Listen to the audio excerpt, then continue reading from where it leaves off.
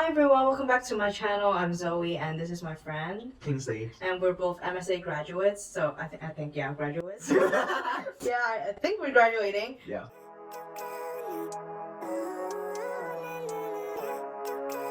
But yeah, we graduated from MSA from our undergraduates, BA Honors Architecture, and today we're here to talk about the ateliers at MSA. So for those of you who don't know, when you're in master's or when you're in your final year of your undergraduate, you get to choose an atelier. Basically, it's like a studio that you go into, and each atelier has a different direction or approach to architecture. So some may be more artistic, some may be more into digital software, some may be more into human-centered designs, and some may be more into equality or more feministic approach. So today we'll be discussing the essence of each atelier, maybe some pros and cons about the atelier as well, since when we were thinking about choosing an atelier at the beginning of third year, we kind of encountered a lot of questions about which atelier is good, which atelier is right for me, or how does each atelier function, how does it work, like how does the day-to-day like studio work as well. This year we have 8 ateliers in total. So first off, we have SKN. We have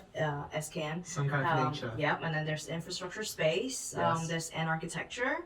There's CIA, there's Flux, there's CPU, Praxxis, and making. Yeah. So I'm in SKN and Kingsley is in Flux. Right. So Yeah. first of all, I'll be talking about SKN first. So SKN is a new atelier this year, basically, and it's an atelier that focuses on climate response, climate emergency. So it's a very nature-centered kind of atelier. Human, non-human. Basically, it's developing a more maybe like artistic and also creative approach, but involving more of nature because usually when we think about architecture, it's designing a space for humans, but this atelier focuses on how we decenter human from the designing process and also think about other creatures as well, and then basically how the architecture can act as like a platform or space that allows both humans and non-humans to cohabit the same space. So Flux is more about social and economic change in in the urban context, more like we did different urban interventions to establish a change. It's all about change in Flux. So basically, you can do anything in Flux. Maybe for SKN, you may tend to focus more on environmental things, but in Flux you can do cultural, you can do environmental. For the masters, they're doing residential projects. Yeah, so I think you've got more freedom in Flux because you... And it's also the most artistic kind of atelier. Yeah, this storytelling, which is something I really like about Flux, because when I read their brief before I chose them, it's more like you really need different like mixed media design process, and also about storytelling throughout the entire project. So yeah, I think that's why I chose Flux, and because they have different vertical sections and they have external activities. So they have activity day with CHK.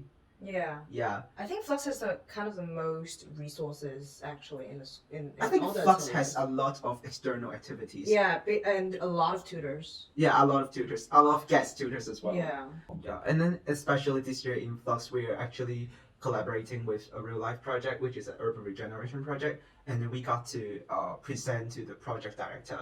And it is really interesting that when you as a student, when you need to present your project to a really business oriented person, it's more like in the real world. Yeah, it's more like, and then they will feel your project in terms of whether it's practical, whether it can generate profit, or the way you present. Moving on, we have infrastructure space. So I know it's an atelier that works on much larger scale projects. Really large scale. And also a lot of mapping and a lot of technological things. The starting point of the project is a really huge site. So this you can year, actually be more specific. Yeah, about North Sea. This year is about the North Sea, and compared to our site, which is Stockport and Mayfield in Manchester, our site is really tiny, and then their site is like the entire North Sea. So they need to have a really large scale master planning first. Some people can do a power station. Some of them maybe they would like to do a transportation center in the town. Yeah, it's all very large scale, like countrywide projects. Yeah. And I think if you're really interested into master planning, maybe how your structure can connect to the rest of the country, or how it makes an influence to the entire town or city. Infraspace is for you. I think if you're really interested into designing for an individual or like a small community, Yeah, infrastructure may infrastructure not is be just right. too large for you. Mhm. It's really difficult to tackle problems in 1 to 10,000 scales. Yeah, and I think infrastructure space architecture is a more industrial approach as well. Mm. Yeah, so it's less Yes. less artistic. I think in some sense almost engineering kind of buildings. Sometimes. Yeah, industrial. Yeah. We can move on. Next we have an architecture. It's an atelier to focus on community more, on people, and kind of reviving the town. So I know this year they have a site in Burnley, I think, and their brief, they have like a dilapidated or kind of an abandoned theater, and they have to design a piece of architecture to revive it, to actually maybe bring the community together or bring more income to that community. So I think it's a more kind of local project. So like when compared to infrastructure space, as we mentioned before, if you want to design for a more specific kind of town or a specific kind of community, and architecture might be your place to go. I do know a lot of people make community centers this year, because I think they have kind of a brief already. I think it will certainly lead you to a certain direction. Yeah, so it's kind of less freedom, I would say. But we don't know, because kind of the briefs kind of change every year. Well, some ateliers don't change their briefs, but some of them are quite flexible and they kind of change it. So we're just speaking from our perspective from this year, but you still have to listen to the talks they give you at the beginning of the year, so you can make an informed decision. And read their briefs. Yeah, the briefs is very important. Yeah.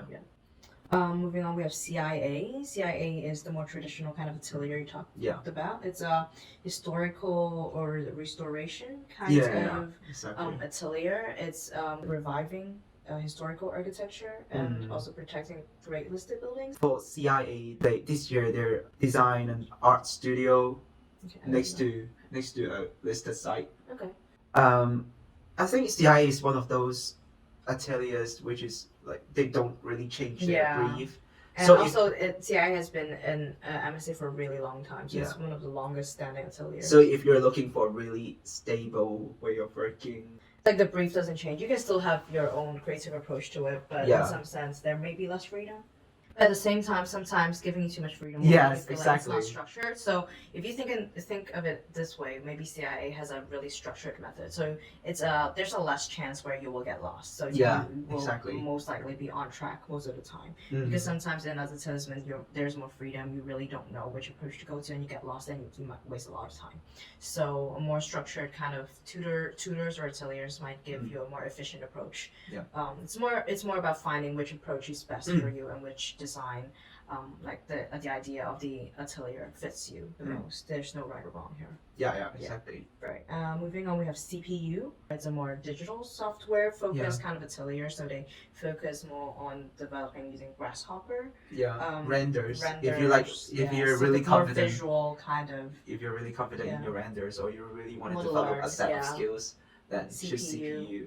Yep, CPU might be the place to go. Learning Rhino or more like developed softwares are important in CPU, and they also encourage you to develop that skills as well. They also focus a lot on sustainability, but it's a more kind of technical approach, less artistic, because they use a lot of software. So the things they generate are more practical, I think.